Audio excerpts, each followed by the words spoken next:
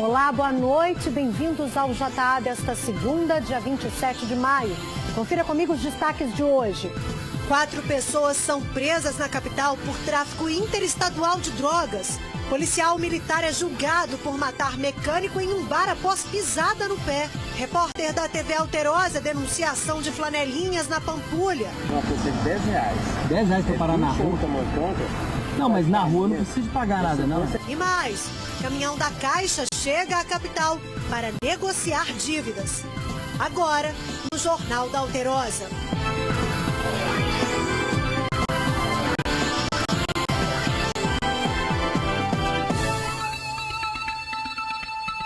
Está sendo julgado hoje o policial militar acusado de matar um mecânico em um bar no Padre Eustáquio, região noroeste da capital, em dezembro de 2008. De acordo com a denúncia, a vítima levou um tiro depois de ter pisado no pé de um amigo do réu. O policial militar Edinaldo Nogueira Borges, de 46 anos, está sendo julgado no primeiro tribunal do júri do Fórum Lafayette. No depoimento, ele disse que atirou contra o mecânico Cláudio Eustáquio da Silva para tentar defender Félix, que também é militar. O crime aconteceu no dia 20 de dezembro de 2008, em um bar no bairro Padre Eustáquio. De acordo com o boletim de ocorrência, os 2 policiais estavam almoçando. Eles não estavam fardados. A denúncia do Ministério Público afirma que o mecânico pisou no pé de Félix e eles começaram a brigar. Na confusão, Edinaldo atirou em Cláudio. A esposa do mecânico não se conforma com a morte do marido e espera que o militar seja punido. Que ele seja condenado, porque ele tirou uma vida de um pai de família. Eu fiquei na época com um filho de 10 e o outro de 15. E a prisão que ocorreu nesses 10 anos foi nossa, a prisão da saudade, né? E ele gozando a vida dele aí, ó, porque ele ficou solto. O julgamento ainda não terminou e está na fase de debate. O agressor de Bolsonaro, Adélio Bispo de Oliveira, não vai poder ser punido criminalmente depois da facada em Jair Bolsonaro durante a campanha presidencial em 2018. Segundo o juiz federal de Juiz de Fora, na Zona da Mata, o agressor do presidente tem transtorno delirante persistente e é inimputável. Ou seja, em caso de condenação na ação penal, Adélio vai ficar em um manicômio judiciário e não em um presídio. Mas até o julgamento, no entanto, ele permanece na penitenciária de Campo Grande, no Mato Grosso do Sul. A Polícia Civil do Distrito Federal, com apoio das polícias de Minas Gerais e Goiás, cumpriu hoje 22 mandados de prisão e 28 de busca e apreensão para desarticular uma quadrilha de tráfico interestadual de drogas. 4 pessoas foram presas aqui em Belo Horizonte. Os 4 suspeitos foram presos em Belo Horizonte na Operação Tridente, que tinha o objetivo de desarticular uma organização criminosa com atuação em Minas Gerais, Goiás e Brasília. São 3 homens e uma mulher grávida de 8 meses. Os 3 homens presos na operação de hoje são empresários da área de festas eletrônicas e, segundo as investigações, estão envolvidos num esquema de venda de drogas sintéticas em festas rave. Eles se utilizavam até de motoristas de aplicativo para fazer as entregas. Além dos 3 homens, uma mulher grávida, esposa do principal alvo, também foi detida. O principal alvo em Belo Horizonte era Daniel, que não quis dar o sobrenome. Ele saiu de Goiás e se fixou em Belo Horizonte, onde, segundo as investigações, pretendia expandir os negócios. Eu mudei pra cá porque eu fui jurado de morte lá, eles quase me mataram lá, entendeu? Arrotando a polícia de lá, quase me mataram. Mas você estava vendendo droga lá? Não estava vendendo droga não, mexo com evento só. Pegou nada comigo aqui não. Então por que a Rotan estava atrás de você então? Doutor, por causa de evento, não vou falar não. Como ele falou ali também, né, vocês puderam acompanhar, ele disse que saiu do estado de Goiás ameaçado e ele daqui certamente iria continuar expandindo os negócios dele. Os mandados de prisão temporária e de busca e apreensão foram cumpridos em 2 endereços, nos bairros Padre Eustáquio e Caiçara, região noroeste da capital. Essas imagens feitas pela polícia mostram a atuação de cães farejadores, que ajudaram a localizar as drogas. Foram apreendidos 2 pacotes com comprimidos de êxtase, droga sintética de alto poder alucinógeno e cara. Cada comprimido chega a custar R$40, de acordo com as investigações. Também foram apreendidos um caderno de anotações que seriam da contabilidade do crime e munição.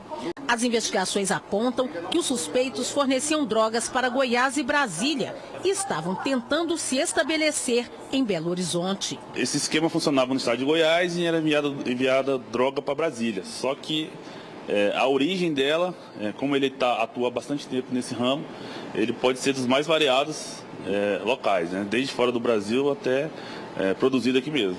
Entre os alvos da operação estão, além dos empresários, DJs de Brasília, que promovem grandes festivais de música eletrônica, as chamadas raves, e um sargento reformado da Polícia Militar do Distrito Federal, proprietário de uma casa de jogos de azar e de pôquer.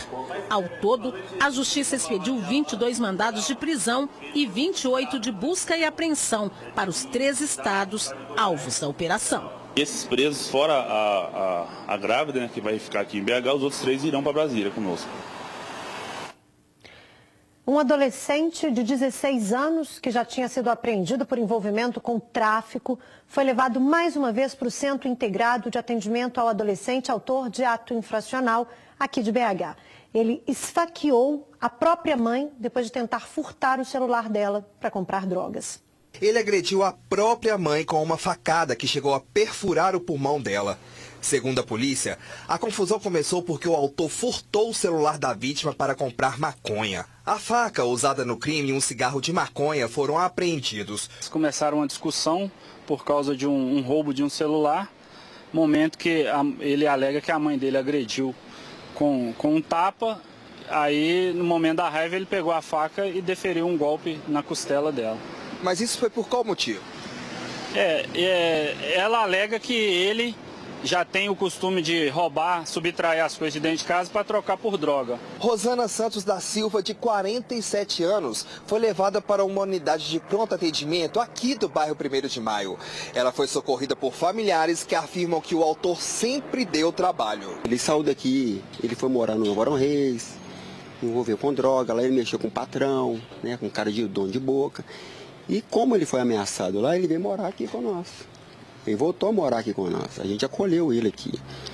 Só que ele, no fundo, quando ele chegou aqui, ele roubou uma ex-namorada minha, roubou minha própria mãe, roubou um pedreiro. E hoje ele roubou a própria mãe. O irmão da vítima ainda disse que o menor ameaçou a família inteira antes de ser levado pela polícia militar. Deixou uma ameaça já de pronto atendimento que vai matar todo mundo, mas não vai. A gente aqui não tem muito medo dele também. Que ele fique preso, né? Que o sócio educativo, né, que tome conta, fique 6 meses ou 45 dias, que seja, que ele tome conta dele lá. Porque é um cara que vai dar trabalho para a sociedade. Um homem foi morto com ao menos 20 tiros no Barreiro, aqui na capital. Segundo testemunhas, os tiros foram efetuados por 4 homens que fugiram em um carro. Flávio Gonçalves Xavier tinha 26 anos. Ele foi executado no meio da noite, perto de casa. O crime aconteceu nesta rua, bem ao lado de um matagal e nos fundos do prédio onde a vítima morava. Segundo parentes, Flávio havia acabado de chegar da igreja quando foi chamado aqui do lado de fora. Ele passou pelo portão e pouco depois os parentes ouviram os disparos. Este sobrinho da vítima estava com os filhos dele no apartamento e ouviu o barulho. Ele contou que era Flávio quem tinha a guarda das crianças de 4 e 5 anos e disse que os meninos ficaram apavorados. A vizinha que ficou com eles, eu fui lá fora, aí era ele mesmo. A rua tava deserta, só depois que passou uns 5 minutos depois que a rua foi começando a encher. Testemunhas contaram à polícia que os tiros foram disparados de dentro de um carro modelo Gol preto que passou por esta rua e onde estariam 4 homens. As marcas deixadas aqui pela perícia mostram que foram mais de 20 disparos e tudo indica que Flávio tentou correr. O corpo dele foi encontrado neste ponto aqui na calçada. Flávio era dono desta distribuidora, que foi inaugurada há cerca de 1 ano. Ele morava com a mãe e era considerado o braço direito dela. Dona Márcia afirma que o filho era um homem honesto e trabalhador e não consegue imaginar quem poderia ter motivos para querer matar o rapaz. Eu quero justiça, eu quero que a polícia olhe direitinho esse caso, gente. Procura direito. Está morrendo muito jovem no nosso bairro. Este fim de semana, no sul de Minas, teve recorde de temperatura baixa, com geada e termômetros negativos em algumas regiões. No último domingo, em Maria da Fé, os termômetros marcaram 3 graus, uma das menores temperaturas do ano, segundo o Instituto Nacional de Meteorologia. Estas fotos mostram como ficou a zona rural da cidade com frio. Houve também um registro de geada fraca em algumas cidades do sul de Minas. Uma massa de ar frio atuou no estado. Nesses últimos dias de maio, o clima típico é de calor durante o dia e muito frio à noite. E em Monte Verde, no distrito de Camanducaia, os termômetros chegaram a marcar 0,3 graus de acordo com o Instituto Nacional de Meteorologia. Nas fotos, é possível ver que um dos termômetros registrou menos 2 graus. Foi a região mais fria de todo o estado nessa última madrugada. E em Belo Horizonte, hoje fez cerca de 15 graus no início da manhã, nos pontos mais altos da cidade. Durante a tarde, os termômetros voltaram a subir. Mas vamos ver agora como vai ficar o tempo nesta terça-feira em todo o estado.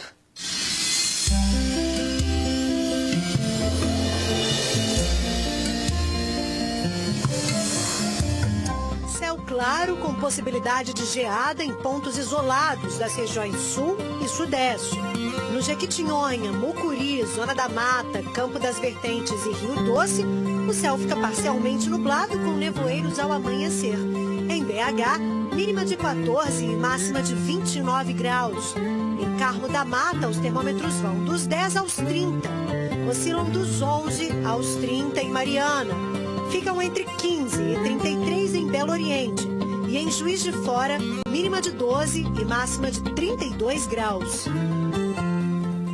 Não é de hoje que a atuação dos flanelinhas na região da Pampulha, aqui na capital, tem sido denunciada por telespectadores do Jornal da Alterosa. Neste domingo, o repórter Pablo Thiago registrou as abordagens durante um passeio em família. Olha só. Final de semana, você pega o carro e vai passear com a família, né? Na hora de estacionar o veículo em uma vaga, em via pública, é coagido por um flanelinha.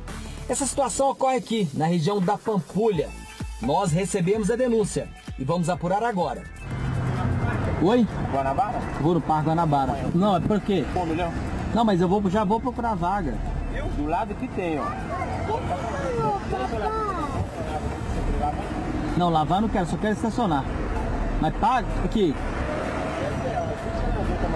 Como é que é? Não pega uma força de R$10. R$10 pra parar na rua? Não, mas na rua eu não preciso de pagar nada, não. Você tá por cada rua, que faz família trabalhar. Tô guardando o semáforo abrir. Ele acabou de me informar que é R$10 para eu parar na rua.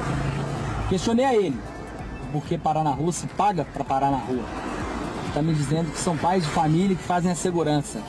Não vou lavar, mas aqui eu não tenho dinheiro não, viu? Viu? Bom, saiu reclamando. Informei que eu não tenho. Vai deixar café com nós? Eu não tenho não, parceiro. Tá bom? Ô, Babi, tudo bem? Falou? Tá tranquilo? Bom, ele retornou, mais uma vez pedindo o valor. Não tem, né? Fica aquele clima, né? A insegurança de parar o carro ou não. Mas deixa eu te perguntar aqui, tem que pagar alguma coisa pra vocês pra parar aqui? Não, da pessoa tá o tanto que vem. Ah, tá. Eu vou rodar, depois eu volto. Obrigado, hein? Oi? Vira lá com ele. Beleza. Pra ver certinho. Mas aqui tem que pagar? A gente dê certinho, desce dizer? Mas R$10 por quê? Trabalha em equipe de 10 vereador. Mas eu tô na rua, não vou pagar não, tá bom? Não tem dinheiro não. Ô chefe, deixa eu te perguntar aqui, eles estão cobrando R$10 pra parar aqui? 20, velho, mas aí eu falei, não, tô só 10. Mas deu 10 ainda, sabe? Ah, mas tem que dar, velho, como é que você fala que vai dar? Tem que pagar pra parar? Não focinha pra nós ajudar na marmitex, né, doutor? De quanto? Até 11 mil lá, 10 cruzeirinhos. Mas por quê? É padrão esse negócio? Não. Vamos assim pra vocês ajudar nós, né? Nós vamos saleiro, só tô no cartão. Só tem 5 pelo menos? Não tem não. Então o senhor não paga um macarrão pra nós ali no cartão, não? Se eu não tiver dinheiro aqui, eu posso parar tranquilo também. Pode, não tem nada a ver não, doutor. Então tá bom. Sem problema. Então tá. Falou? Beleza, obrigado, viu? Nada, aí só não vai vir pra nós, o senhor tem? Só ficar mais... Não tem não, acabei de falar que você não tem. Não tem, então beleza. Falou? Não tem não. Complicado, né? E depois do intervalo, você vai ver as investigações que colocaram a atual gestão do Cruzeiro na mira da polícia. Nós voltamos já. Amiga... Nós vamos falar agora de futebol, que virou caso de polícia. A atual gestão do Cruzeiro é alvo de investigações que apuram suspeita de falsificação de documentos, falsidade ideológica e lavagem de dinheiro. O Cruzeiro está nas páginas policiais. Abril do ano passado, o clube repassa 20% dos direitos econômicos de um atleta menor de idade para o pagamento de uma dívida de R$2 milhões com um empresário. Pela Lei Pelé e com base no Estatuto da Criança e do Adolescente, isso não pode. É crime. Além disso, os dirigentes ofereceram parte dos direitos de outros jogadores ao empresário Cristiano Richard para quitar a tal dívida. A transação levantou muitas suspeitas, já que desde 2015 a FIFA proíbe que empresários sejam donos de direitos de atletas. O Cruzeiro corre risco de ser punido com advertência, multa e até com a proibição de transferências de jogadores e contratações. Em campo, o balanço do time é positivo, com a conquista de mais uma Copa do Brasil no ano passado e do Campeonato Mineiro este ano. Mas o balanço financeiro recém-divulgado indica que a dívida do clube subiu de 384 para 520 milhões de reais agora, no primeiro ano da atual gestão. A venda do meio-campo de Arrascaeta coloca os números em xeque. Ela aconteceu em janeiro deste ano, mas numa espécie de pedalada fiscal entrou na contabilidade do ano passado. O clube está sendo investigado por falsificação de documento particular, falsidade ideológica e lavagem de dinheiro. Além disso, empresas são investigadas pela Polícia Civil por suspeitas de transações irregulares com o clube.